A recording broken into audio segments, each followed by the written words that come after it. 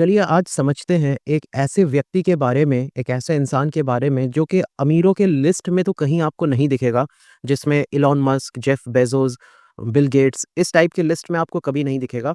मगर वो इंसान इतना पावरफुल है कि अगर वो चाहे तो इंडिया के पूरे स्टॉक मार्केट को 2 बार या उससे भी ज़्यादा बार खरीद सकता है। वो इतना पावरफुल है कि वो पूरे इकोनॉमी को, अलग-अलग देश के इकोनॉमी को हिला के रख सकता है। अमेरिका के डिसीजंस को वो इम्पैक्ट करता है और जिस देश में उसका मन करेगा, अगर उसका मन कर गया इंडिया के स्टॉक मार्केट को आसमान तक पहुँचाना है, तो वो आसमान में भी पहुँचा सकता है और नर्क में भी पहुँचा सकता है, अगर वो इन्वेस्टमेंट्स अपने निकाल ले तो। तो कौन है ऐसा व्यक्ति जो है तो नहीं उतना अमीर मगर इतना पावरफुल है, और क्या उसका इंस्टीट्यूशन है वो, और वो लोग कैसे काम करते हैं? उस व्यक्ति का नाम है Larry Fink. Larry Fink. Larry Fink CEO हैं, चेयरमैन हैं ब्लैक रॉक नाम के एक इंस्टीट्यूशन के। ब्लैक रॉक बेसिकली एक शैडो बैंक है, समझ लीजिए अमीरों का बैंक है। जैसे नॉर्मल बैंक्स होते हैं जहाँ पे कोई भी जाता है अपना अकाउंट खुलवा सकता है, कोई भी क्रेडिट कार्ड इश्यू कर सकता है, डेबिट कार्ड इश्यू कर सकता है, वैसा नहीं होता है। शैडो बैंक्स होते हैं जो बड़े हेज फंड्स होते हैं या इक्विटी डेस्क्स होते हैं, जहाँ पे बड़े लोगों का एसेट संभालते हैं ये लोग, और बहुत बड़े-बड़े पैसे हैंडल करते हैं किसी एक इंडिविजुअल का। स्टॉक मार्केट में लगाना, अलग-अलग इंस्ट्रूमेंट्स में इन्वेस्ट करना और उनको ग्रोथ करके देना, ये इनका काम होता है। वैसे नॉर्मल बैंक्स, इंडिया में जो बैंक्स हैं, वो स्टॉक मार्केट में डायरेक्ट इन्वेस्ट नहीं कर सकती हैं। मतलब आपने अगर एसबीआई में अपना सेविंग्स अकाउंट में पैसा रखा है, तो आपका पैसा स्टॉक मार्केट में नहीं लगा सकती हैं। मगर ये सब जो शैडो बैंक्स होती हैं, इनके ऊपर ऐसे रेगुलेशंस कम होते हैं, ना के बराबर होते हैं, और ये लोग कहीं पे भी इन्वेस्ट कर सकते हैं। इनका मेन मकसद होता है अपने जो क्लाइंट्स हैं, उनको फ़ायदा पहुँचा के देना। तो Larry Fink, he is the chairman and CEO of BlackRock. He is one of the most influential financial figures in the world today, yet surprisingly absent from billionaires list. अब इन्होंने जो है ब्लैक रॉक खोला था 1988 में। 7 partners थे इनके। Okay, और इनका मिशन था कि एक बेटर फाइनेंशियल फ्यूचर बनाना अपने क्लाइंट्स के लिए। मतलब वो अपने क्लाइंट्स का पैसा लेंगे और स्टॉक मार्केट में, चाहे वो अमेरिका के हो या फिर दुनिया भर के स्टॉक मार्केट्स में हो, वहाँ पे वो इन्वेस्ट करेंगे। इनके पास इतना पैसा है, मतलब इंडिया की जीडीपी का 3 गुना ज़्यादा पैसा है इनके पास। और ये अगर इंडिया में एंट्री लेने का अगर सोचें कि अच्छे से हम एंट्री लेंगे, तो वो रातों रात इंडिया का स्टॉक मार्केट कहाँ से कहाँ पहुँचा सकते हैं। और अगर इन्होंने डिसाइड किया कि इंडिया से पैसा निकाल लेंगे, तो ये इंडिया के स्टॉक मार्केट को एक दिन में नर्क दिखा सकते हैं, इतना ज़बरदस्त क्रैश करवा सकते हैं। तो they are very, very influential and very, very powerful institutes and individual. So under his leadership, BlackRock became the largest asset management company, management firm globally, entrusted with managing public wealth on an unprecedented scale.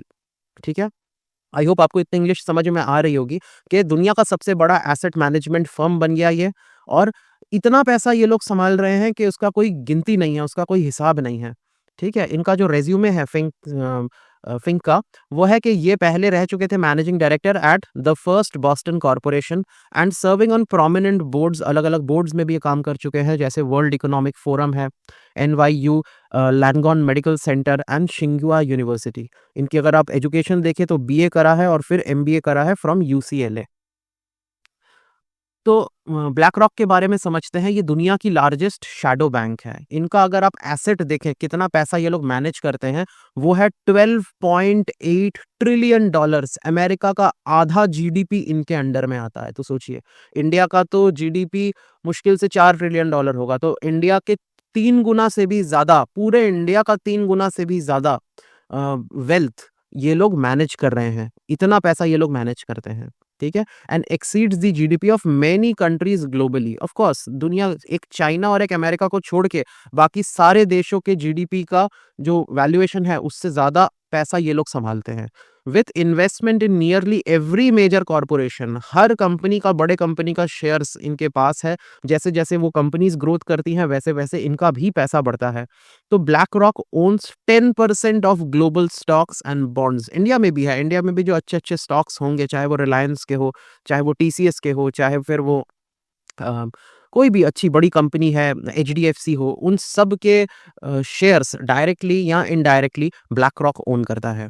Okay, making it an unparalleled financial powerhouse. ठीक है, the firm is often referred to as world's largest shadow bank as it exerts quite but significant influence over market, corporations and government। ये जिस corporation का valuation चाहे उसको बढ़ा सकती है, घटा सकती है, और ये ज्यादातर पावर जो है इसके जो ओनर हैं, इसके जो चेयरमैन हैं, उन्हीं के पास है। हालांकि उनकी खुद की एसेट उतने नहीं है जितना जो उनको टॉप बिलियनर्स के लिस्ट में डाल दे, मगर इन पावर बहुत ज्यादा है इनके पास। ठीक है, किसी भी दुनिया के किसी भी मार्केट को ये आसमान में पहुंचा सकते हैं और जमीन पे ला सकते हैं। गवर्नमेंट्स, जो अमेरिका के फोर्थ ब्रांच बोला जाता है इसको, फोर्थ ब्रांच मतलब एक ब्रांच तो हो गया लेजिस्लेचर, एक हो गया एग्जीक्यूटिव, एक हो गया जुडिशियरी, और ब्लैक रॉक वालों का इतना पावर है कि इसको अमेरिका का फोर्थ ब्रांच भी कहा जाता है।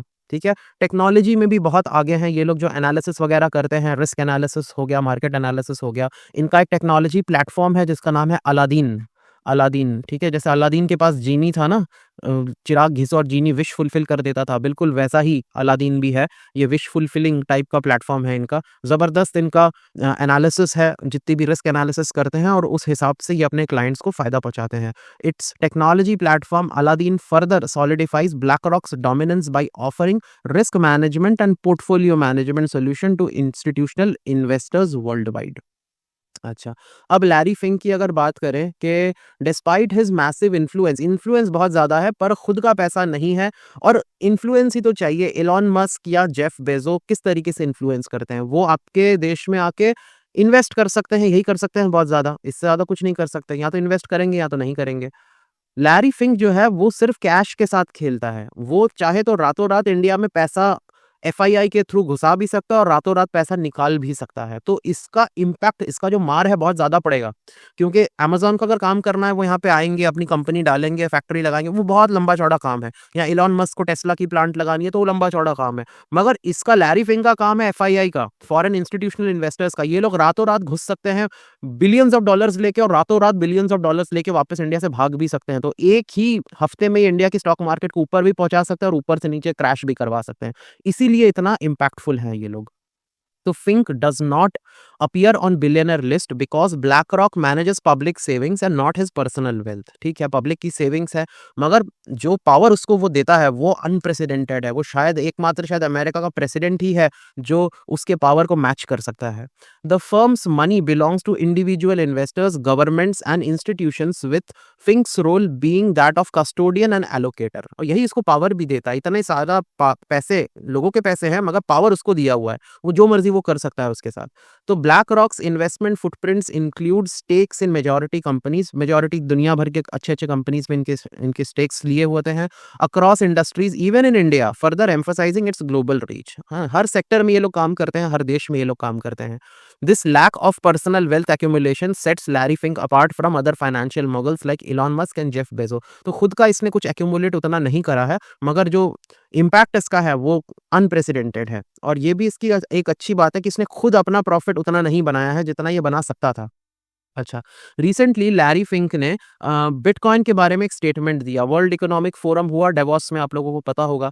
तो वहां पे उसने कहा कि बिटकॉइन है करेंसी ऑफ फियर। हर वो व्यक्ति जो दुनिया से या दुनिया में घटने वाली चीजों से डरता है, वो बिटकॉइन खरीदता है। और बिटकॉइन के बारे में काफी बुलिश भी थे ये कि बिटकॉइन काफी अच्छा करेगा, क्योंकि देखो कोविड के पहले बिटकॉइन 60-70 हजार डॉलर का था एक बिटकॉइन। फिर कोविड आया, क्रैश हो गया, 14-15 हजार में चला गया था या 19 हजार में चला गया था। फिर उठा 70-80 हजार मारा, फिर नीचे आ गया था जब ये यूक्रेन वॉर शब्द शुरू होता है।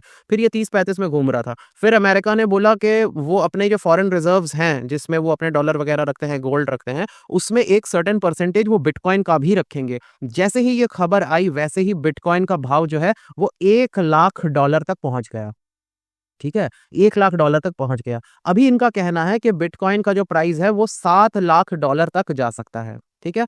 और इसलिए इसको डिस्क्राइब किया है करेंसी ऑफ फियर। जैसे रशिया है, रशिया बहुत डरता है यूएस के, ऐसे भी उसको भी बाहर निकाल दिया डॉलर यूज़ करने से, स्विफ्ट सिस्टम से भी बाहर निकाल दिया है उसको। तो ये लोग, ऐसे देश डरते हैं कि पता नहीं कब कौन-सा सैंक्शन आ जाए, कब कौन-सा कांड हो जाए। तो ये लोग क्या करते हैं, बिटकॉइन को ही ज़्यादा प्रेफ़र करते हैं जिसमें यूएस का कोई इतना हाथ नहीं है, ठीक है? तो बिटकॉइन को इसीलिए इसने करेंसी ऑफ फियर बोला है। Fink describe bitcoin as currency of fear appealing to those concerned about the debasement of their local currency. बहुत सारे देश हैं जिनको डर है कि उनका लोकल करेंसी भी डिबेस हो सकता है, उसका भी वैल्यू चला जाएगा, इरोड हो जाएगा। जैसे इंडिया में धीरे-धीरे इन्फ्लेशन बढ़ रहा है, तो इंडिया का करेंसी भी धीरे-धीरे वीक हो रहा है, उसको इरोड हो रहा है उसका वैल्यू। तो हर वो व्यक्ति जो अपने लोकल करेंसी से डरता है कि वो लोकल करेंसी भी डिबेस हो सकता है, तो वो फिर बिटकॉइन में इन्वेस्ट करने का सोचता है। क्योंकि अनलाइक गोल्ड, गोल्ड तो ठीक है, हेजिंग के लिए आप गोल्ड यूज़ करते हो, गोल्ड का भाव धीरे-धीरे बढ़ता है। मगर गोल्ड को आप रेगुलर ट्रांज़ैक्शन के लिए यूज़ नहीं कर सकते हो, बिटकॉइन को कर सकते हो। और बिटकॉइन ऐसा है, उसका भाव भले ही ऊपर-नीचे होता है, लॉन्ग टर्म में उसका भाव ऊपर ही जाना है।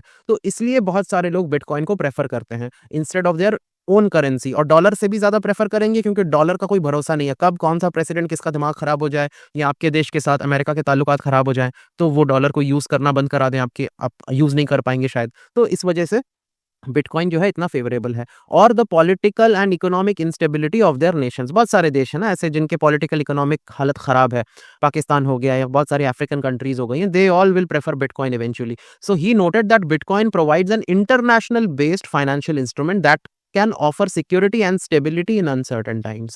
This sentiment aligns with his previous comments where he described Bitcoin as an investment for individuals frightened of the world. पहले भी ये बात बोल चुके हैं कि हर वो व्यक्ति जो दुनिया से या दुनिया के कारनामों से डरता है, वो बिटकॉइन लेगा और इस वजह से बिटकॉइन का वैल्यूएशन ऊपर जाएगा। His statement highlights a shift in institutional acceptance of cryptocurrencies with BlackRock even filing for Bitcoin ETF in 2023. तो इंस्टीट्यूशंस जो है, जैसे ब्लैक रॉक भी एक इंस्टीट्यूशन है, ऐसे इंस्टीट्यूशंस धीरे-धीरे क्रिप्टो करेंसीज को एक्सेप्ट कर लेंगी। ब्लैक रॉक ने बिटकॉइन के ईटीएफ के लिए भी फाइल किया था। ईटीएफ आप लोगों को पता होगा या शायद नहीं भी पता हो सकता है, इसको बोलते हैं एक्सचेंज ट्रेडेड फंड। तो इसको लिंक कर दिया जाता है किसी भी एक एसेट के वैल्यू के साथ या फिर इंडेक्स के वैल्यूएशन के साथ, और लोग उसमें अपना पैसा जमा करते हैं और जैसे-जैसे उस एसेट का वैल्यूएशन बढ़ता है या घटता है, वैसे-वैसे इस ईटीएफ का भी वैल्यूएशन घटता है या बढ़ता है। आपने सुना होगा अपने स्टॉक मार्केट में एक इंस्ट्रूमेंट है जिसको बोलते हैं निफ्टी बीज। निफ्टी बीज, तो ये निफ्टी बीज भी ईटीएफ है, मगर ये ये इंडेक्स ईटीएफ है, मतलब ये निफ्टी को कॉपी करता है। अगर निफ्टी का भाव ऊपर गया तो इसका भाव भी ऊपर जाएगा, निफ्टी का भाव नीचे आया तो इस निफ्टी बीज का भी भाव नीचे आ जाएगा, ठीक है? इसको ईटीएफ बोलते हैं। अच्छा, आखिरी पॉइंट इसका देख लेते हैं कि ग्लोबल इम्पैक्ट क्या होता है लैरी फिंक और ब्लैक रॉक का। Black rocks dominance makes it a silent but powerful player in shaping global financial trend and policies. क्या होने वाला है ये सेट कर सकते हैं। तो ये लोग सिर्फ इन्वेस्टर्स ही नहीं हैं, ये लोग डिसाइड भी कर सकते हैं कि ऊँट किस करवट पलटेगा, ठीक है? ऊँट किस करवट बैठेगा, वो ये डिसाइड कर सकते हैं। सोचो, अगर आप इन्वेस्टर हो और आप डिसाइड कर सकते हो कि कौन-सा शेयर ऊपर जाएगा और कौन-सा शेयर नीचे जाएगा, तब तो फिर बल्ले-बल्ले है आपकी, क्योंकि आपको तो फिर तुक्का मारने की ज़रूरत ही नहीं है, आपको खुद पता है क्या होने वाला है। तो ये उसको इतना ज़्यादा पावर देता है कि जहाँ पे उसने इन्वेस्ट कर दिया, उसका अपने आप भाव बढ़ जाता है। तो they are almost always in profit. Eventually इस कंपनी को अच्छा परफ़ॉर्म करना होगा, उस देश की पॉलिसीज़ अच्छी होनी पड़ेंगी, उस इकोनॉमी की हालत अच्छी होनी पड़ेगी for a long term gain, वो तो है ही, बट इनका भी बहुत ज़्यादा इन्फ्लुएंस होता है। The firm's asset under management are so vast that they influence entire economies, industries and even national policies. इसी वजह से इसको फोर्थ ब्रांच ऑफ गवर्नमेंट भी बोलते हैं। Fink's leadership and BlackRock's extensive portfolio have raised questions about the firm's influence often refer to as fourth branch of government. तो एक undue influence मिल जाता है इनको गवर्नमेंट में, वो भी एक प्राइवेट ऑर्गेनाइजेशन है, कोई पब्लिक इंस्टीट्यूशन नहीं है कि लोगों ने वोट डाल के इसको चुना है, कोई पब्लिक रिप्रेजेंटेटिव है। प्राइवेट सी कंपनी है, मगर उनका इम्पैक्ट ऐसा होता है जैसे कि एक जुडिशियरी का है, जैसे कि लेजिस्लेचर का है, जैसे कि एग्जीक्यूटिव का है, जिनको किसी ना किसी तरीके से उनको चुना जाता है। वो यहाँ या फिर वहाँ के लोग जो है वो पब्लिक से उठ के आते हैं। बट ये तो कंप्लीटली एक प्राइवेट चीज़ है और गवर्नमेंट में इतना ज़्यादा इन्फ्लुएंस, तो ये काफ़ी लोगों के लिए चिंता का एक विषय है। With Fink's recent comment on AI and crypto, he continues to shape discussion about the global future. BlackRock's technology-driven approach, जो मैंने कहा था अलादीन जो है उनका, तो उनका technology-driven approach है, combined with Fink's vision, positions the firm as a pioneer in both traditional and emerging financial markets. So I hope आपको BlackRock और लैरी फिंक के बारे में जानने को मिला होगा, अच्छा लगा होगा ये वीडियो. Thank you.